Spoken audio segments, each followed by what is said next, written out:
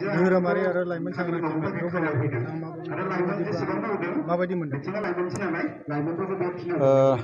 गिबियावनो बेहाय गोबां चेनेल नुदों। बर' 360 ओमफ्राय बड'लेण्ड रादाब गोबां चेनेलफोर नुदों। बयनिसिमबो नोंथांमोन खौरां बुथुमगिरि नोंथांमोननिसिम आङो आंनि गोसो गोरबोनिफ्राय बरायनाय जासिबाय। आरो नोंथांमोन सोंनाय बायदियै थोंजोङै आङो दिनै नैबे गहपुर हालामनि जरफुख्रि प्राइमारिनि सिङाव थानाय खराइबारि गामिनि जयगालय बेहाय जि सनितपुर जिल्ला ब्रह्म धोरोम लाइमोन आफादा खुंगासेथि धोरोम आरो लाइमोन सांग्रांथि मेल खुंनाय बे मेलाव बाहागो लाफैनानै खोब गोजोननाय मोन्दों। बेनो गहपुर हालामाव आंनि गिबि खेब बाहागो लाफैनाय। बे गहपुर हालामनि लाइमोनफोरजों मोगा मोगि जानो मोननानै आं खोब गोजोननाय मोन्दों। बेहाय थारैनो जोङो दिनैनि समावहाय समाज जौगानायनि बाथ्रा सानोब्ला, हारि दाफुंनायनि बाथ्रा सानोब्ला, बा हादोर मोनसे जौगानायनि बाथ्रा सानोब्ला लाइमोनफोरखौ माबायदिहाय जोङो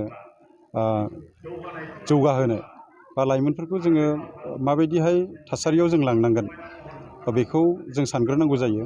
लाइमोनफोरखौ नागारनानै जोंखौनो समाज जौगानाय, हारि जौगानाय आरो हादोर जौगानायनि बाथ्रा साननो हाया। दा बेखौनो बिथा खालामनानै दिनै नैबेवहाय सनितपुर जिल्ला ब्रह्म धोरोम लाइमोन आफादा जे मोनसे लाइमोनफोरखौनो थांखिनानै मोनसे सेमिनार लादों। लाइमोनफोरनि गुन गोनां सोलोंथाइ, लाइमोनफोरनो मानो धोरोम नांगौ बा गुबुन गुबुन टपिकखौ लानानै दिनै मोनसे सावरायमेल जादों।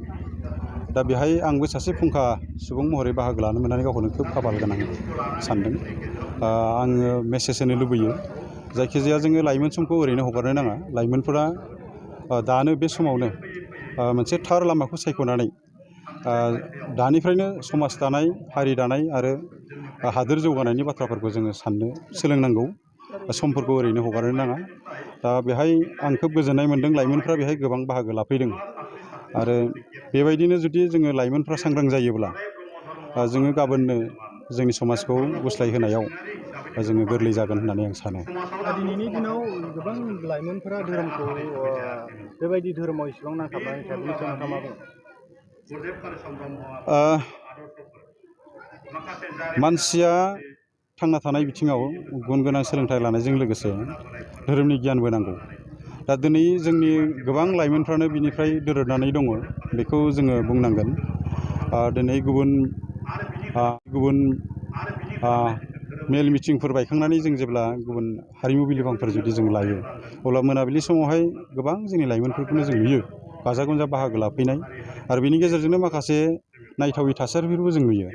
नाथाय जेब्ला बिथांमोनखौनो लानानै माबा मोनसे सेमिनारफोर लायो, बिथांमोनखौनो लानानै प्रग्राम लायो, अब्ला जोंनि लाइमोनफ्रा खोब खम नुजाथिनायखौ जों नुनो मोनो आरोखि। नाथाय दिनै नैबे ब्रह्म धोरोम लाइमोन आफादा जि प्रग्राम लानाय, बेहाय आङो खोब बाहागो लानायखौ नुदों, गोजोननाय मोन्दों। जायखिजाया लाइमोनफोरा मेल मिटिंफ्राव बाहागो लानांगोन। जोङो लाइमोनफोरखौ लानानै जुदि समाज जौगानायनि बाथ्रा सावरायनाय जादोंब्ला, लाइमोनफोरखौनो लानानै जुदि जों हारि दानायनि बाथ्रा जुदि सावरायनाय जादोंब्ला, बेहाय जोंनि लाइमोनफ्रा बाहागो लानांगोन। बेहाय दोरोदनानै थानो नाङा।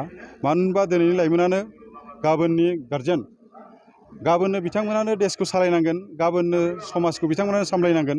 बिथांमोना गाव थागोन समाजखौ गावनो मोजां थासारि दाना लायाब्ला बिथांमोननि इयुन जोलैयाबो बे मोनसे थासारिनिनो बोलि जागोन। ओंखायनो आं सानो लाइमोनफ्रा बेहाय बाहागो लानांगौ होननानै।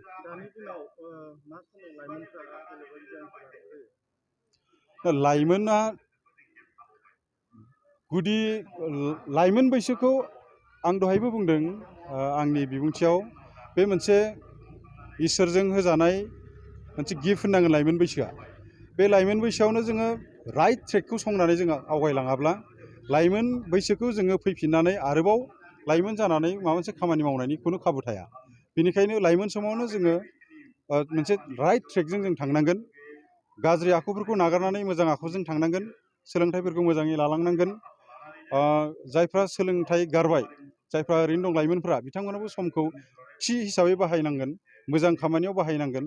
बिमा बिफाजों खामानि मावनाय, बेजों लोगोसे बिजनेस मावनाय, बायदिसिना बिथिङाव दानिफ्रायनो बिथांमोनहा माने सांग्रां जानानै खामानि मावलाङाब्ला उनावहाय हयथ' बेखौ मावफुंफिननायनि मोनसे खाबु फैनाय नङा लाइमोन जिउआव बे आरो जोबोद गोजोननाय मोनदों बेबायदि सेमिनारा जोंनि सनितपुर जिल्लानि सिङावनो थानाय मोनब्रै आनसलिकआव जोङो बोसोराव खेबथाम खेबब्रै जों खालामबाय थागोन बेखौ जोङो थांखि लानानै दङ बेनि थाखाय जोङो फुंखा सुबुं महरै जोङो सिगाङावनो जों हांख्रायखादों हरानन्द ब्रह्म बे बाबाया नेहाथारि दुलाराय गुरुदेब कालिचरन ब्रह्म एकाडेमि बर्डनि बाबाया नेहाथारि बे बाबानिफ्राय जोङो जोबोद जोङो लाइमोन बैसोखौ माबोरै दैदेननांगौ लाइमोन बैसोआव जोङो मा हाबा मावनांगौ बेनिफ्राय जोङो गोबां गोसोआरि बोलो मोनदों बिनि उनाव हेमन्त ब्रह्म बाबा बे बाबानिफ्रायबो जोङो धोरोमखौ लाइमोननो मानो नांगौ बिनि थाखाय बाबाया जोंनो बिजिरनानै होदों जोङो बिराद गोजोननाय मोनदों आरो जोङो थामथि सावरायगिरि हिसाबै जोङो फुंखा महरै खावलायदों जोंनि दुलाराय ब्रह्म धोरोम गागि आफादनि मानगोनां लेङाइ आफादगिरि बिरेन बसुमतारी बाबा बे बाबायाबो जोंनि थाखाय लाइमोन बैसोआव आध्यात्मिक गियानखौ मानो नांगौ बिनि सायावबो बाबाया जोंनो लाइमोनफोरनो फुल भाबै जोंनो सावरायनानै खिथादों आरो फोरमायनानै खिथादों बिनि थाखाय जोंनि सनितपुर जिल्लानि साफ्रोमबो लाइमोन आइमोन बाबामोना जोबोद गोसोआव रंजानाय मोन्दों आरो बोलो मोन्दों धोरोमनि गेजेरजों दावबायलाङोबा मोनफ्रोमबो हाबायाव जोङो जेंना सोमजिया होननानै जोङो दा मिथिनो मोननाय जादों बेनि थाखाय जोङो दिनैनि बे सेमिनारखौ लानाय जादों आरो इयुनाव जों बेबायदिनो जिल्लानि सिङाव थानाय दाब दाब आनसलिकआव जोङो बिदिनो लाबाय थागोन जाहाथे जोंनि बर' सुबुंफोरा जाहाथे आध्यात्मिक गियानाव एसे बारायनानै लाथों समाजारि जेंनानिफ्राय जों एसे खमायथों समाजारि अगेन हाबाफारिनिफ्राय जों एसे उदां जानो हाथों बेखौ जोङो थांखि लानानै जोङो लाइमोनारि सांग्रांथि मेलखौ जों लानाय जादों।